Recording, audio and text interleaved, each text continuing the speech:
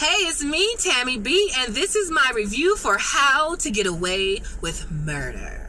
All right, you guys, so we are episode 3, and it is titled, it's called The Octopus. All right, so of course we flashing back and forth, and it's not that bad. I know some people don't like the flashbacks, but boom. So we flash to 2 months earlier on the scene where Annalise is bloody on the floor. Her cell phone starts to ring, y'all. So she starts to reach for the cell phone. It's Nate calling. Nate leave a message like, oh, I'm just calling to see if you okay. So we like, all right, well, whoever killing her, it must not be Nate since he calling to check on her. But the fact that you calling to see if she all right, you must know something is up, right? Because right in real life right now, y'all not friends. So what's the deal, right? And it still show the kids kind of leaving her to die. Oh, is this people waiting for me to move? I don't know, but I ain't going nowhere. So boom, so that's the flashback 2 months later. And she reached for the phone, but she don't make it, and then she kind of passes out. So we don't know if she dead or just passes out, you guys. So then they flash back to the current. So all natural Annalise, y'all, no makeup. She got on her bonnet. She drunk. She talking to her little recorder. She's talking out this case. I cannot remember the black brother and the Asian sister last name. It's something with an H. So she's talking out this case on her recorder, trying to see, did they do it, did they not? So I guess that's how she kind of talks to herself through the case. So then she all drunk, she kind of passes out, and she hears a noise. She run through the house with a vase. I'm like, Annalise, you ain't got no gun in real life? Or a glass vase? You couldn't grab no knife? You couldn't grab no... Let me think, what would I grab if I was in my room? Because granted, she was upstairs, so she couldn't go to the kitchen first, because what if the killer was in there? But a vase? I'm trying to think, what could I it's a vacuum cleaner on the way to the door. I would have grabbed that maybe. But you know, a vase is glass. You could bust and scratch, but... And it was emerald, so maybe it was more heavy than it looked. But I'm like, come on, Annalise, a vase? Like, I don't know. Maybe a shoe? I don't know. I could have grabbed a boot with a heel. I don't know. The vase just seemed like not a good weapon. But she fronted. She was like, oh, I got a gun and I'll call the police. Mind you, she was drunk too, so maybe that's why. So let me go on, y'all. So whatever, she goes all around, she don't see nothing but a rat. She calls Wes to kill the rat. I'm like, Annalise, you a lawyer? You didn't help kill people? You didn't help cover up lies? You scared of a rat? Don't get me wrong, I'm not signing up to clean up rats either, but you gonna call somebody, a kid, a 20-something-year-old kid, to come kill a rat? Like, and not even kill it. It was in the trap. It was dead. It wasn't moving. You couldn't throw that away? Or you couldn't just throw a towel over it, and when the kids come in the morning, get it? It was in the basement. Close the door. Like, I was like, that was so dumb. But Wes come get the rat, y'all, and she was like, oh, I would have called Frank or whatever, and he was like, I was up anyway. He was like, oh, was you thinking about Lila? And he was like, no. Or Rebecca. Wes was like, no, I wasn't. And Annalise was like, it's okay if you were. And then he was like, were you thinking about... She was like, no.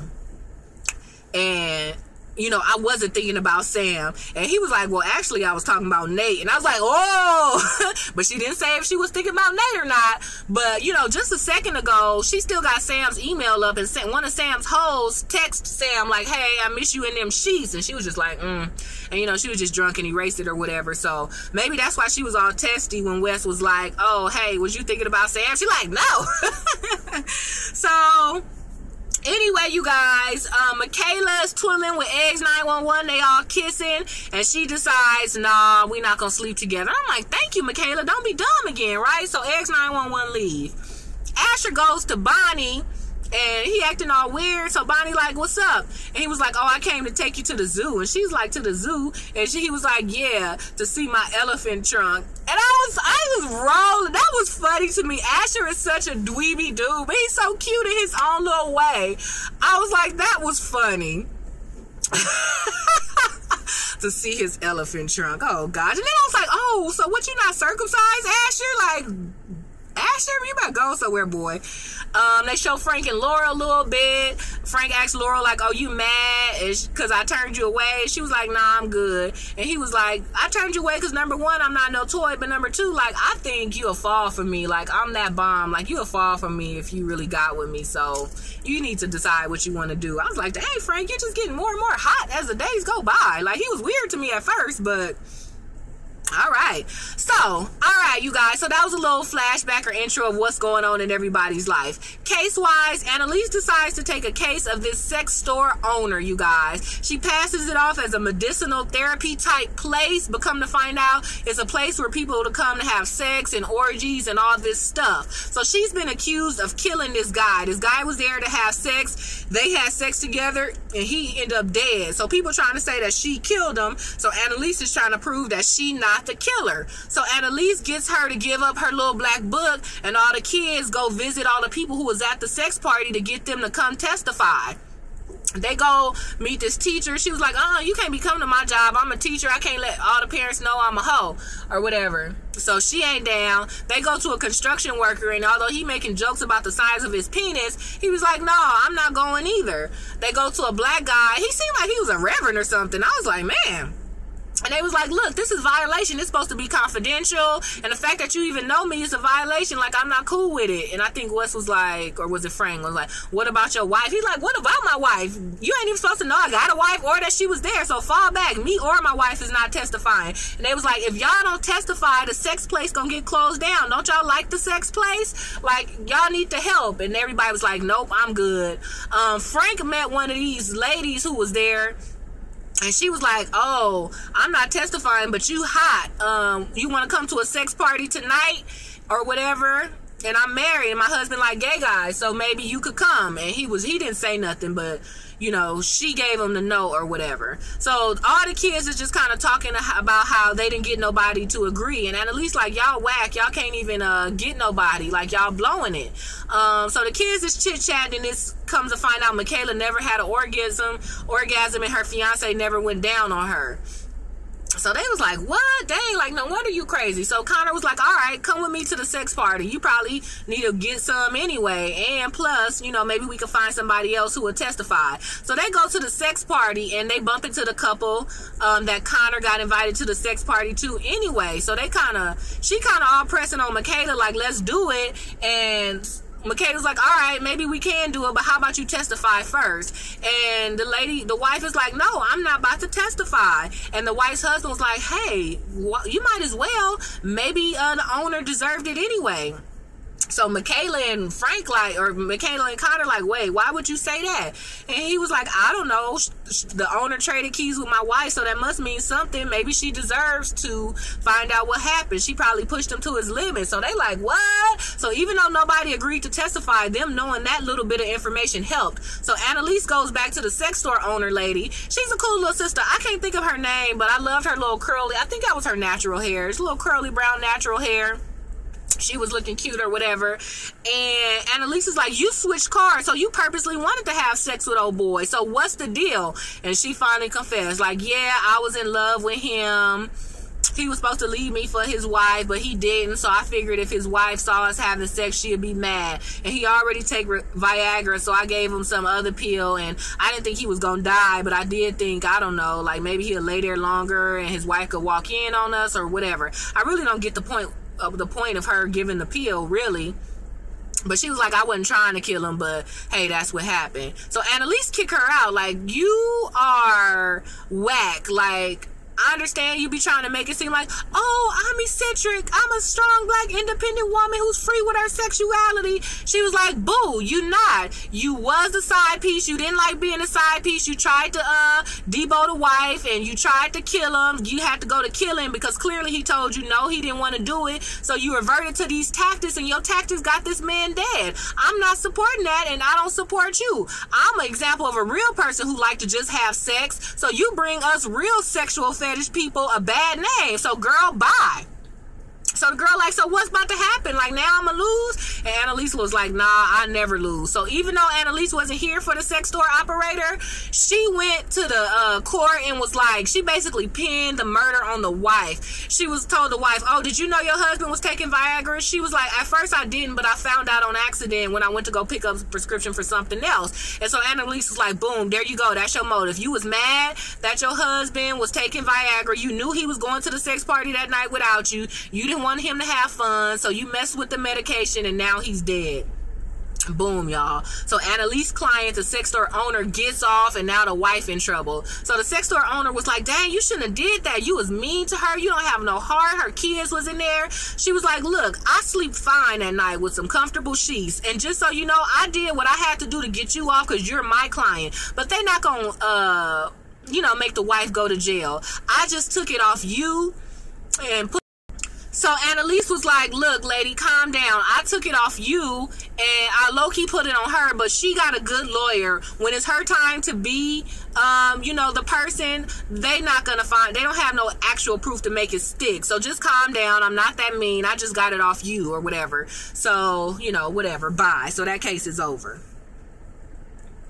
Frank and Laurel kind of hanging out, and Laurel wants to know about Frank's childhood. He was like, I grew up with a great family. I don't come from a broken background like everybody think. I did sports. I did this, yada, yada, yada. She like, why you speeding through that? I want to know about that. And he was like, I think it's because you're trying to find out who I am, but it's nothing about my childhood. That's who I am. I just did a lot of bad stuff. And Laurel's like what? But she don't want to tell, Frank don't want to tell Laurel, so it kind of ruins the rest of the little date. Bonnie breaks up with Asher because Asher acting weird. He not returning the calls and that. So she walked behind Asher, and Asher looking at some hot girl on his phone. And Bonnie like, oh, is that the reason why you ain't been calling me? And for some reason he lied and was like, yeah. I'm like, Asher, how you gonna be a lawyer and you can't even lie? How your daddy is the cop and you so whack? Like, jeez. So then Bonnie break up. So Frank and Laurel relationship ain't working out. Bonnie and Asher relationship ain't working out. So Bonnie and Laurel go to the bar and get drunk. Laurel is treating.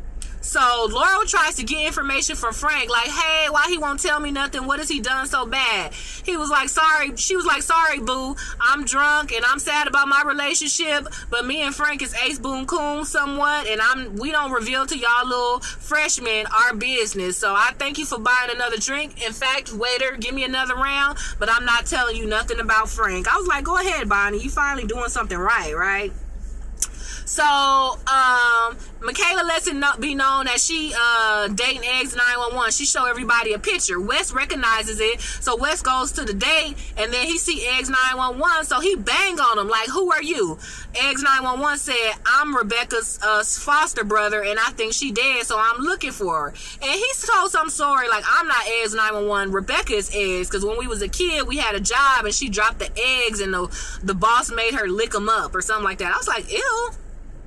And he was like, so she's Eggs. So she just texted me like, Eggs 911, like I'm in trouble. So that's all I know, and now I'm trying to look for her. So Wes was like, all right, well, stop messing with Michaela and let's just figure it out.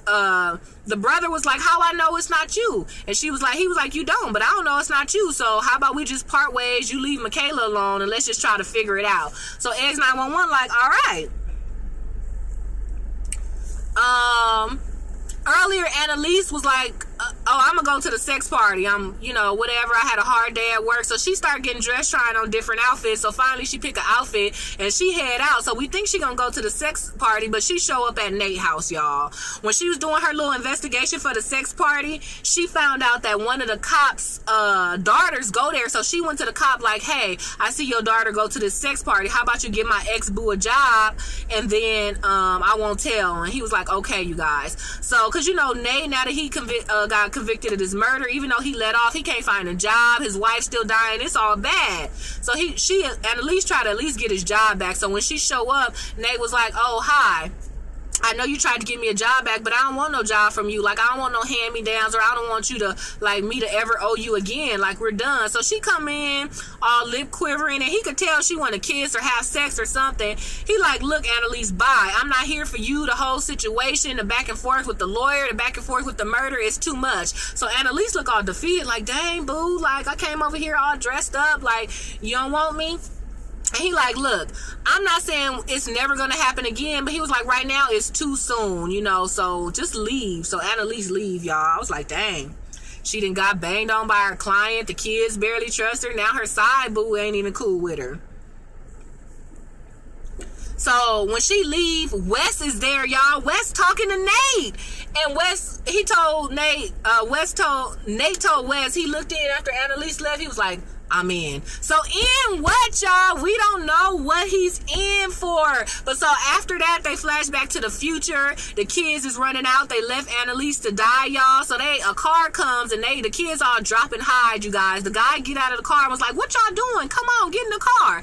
Y'all, it's Nade. So even though he just called Annalise to say, I was calling to see if you all right, apparently he in on this somehow, some way. So I recognize Laurel, I recognize Michaela, I recognize Wes. So they all get in the car with Nate, y'all. So what the heck is going on? Nate got something to do with it, even though he clearly wasn't the actual killer, triggered to the body killer. But hey, he in on it, y'all. I'm like, Nate kind of fine, y'all. I'm like, oh my gosh, like, I don't want you to turn into a bad guy, but hey, if you try to get me set up for murder, ain't no telling what I do either, y'all. Asher goes to his dad and was like, I need your help. And he like, what? He was like, I need help with Tiffany. So he showed his dad the picture of the girl on the phone that Bonnie saw him looking at earlier. So he don't got no side boo, but whoever this is, something must have happened. And then remember, Asher been reporting to the prosecuting attorney all this little details. So Asher had delivered some information. Oh, y'all, Asher stole Annalise's tape recorder. So when Annalise heard some noise, it wasn't the rat. Somebody was in her house, and it was Asher. He had stole her tape recorder, gave it to the prosecutor, and then he was returning it. So when he gave it to the prosecutor, she was like, oh, now all I need is this. Asher was like, no, I'm done. You've been blackmailing me. I'm done. And then the prosecuting attorney was like, dude, I know about Toluca Lake, or whatever the real lake was called. And he was like, whatever. If you want to use that, then use it. But I'm done. So now Asher's at his daddy like he need help. So I guess we're gonna find out what happened to this girl and Asher at this lake, you guys.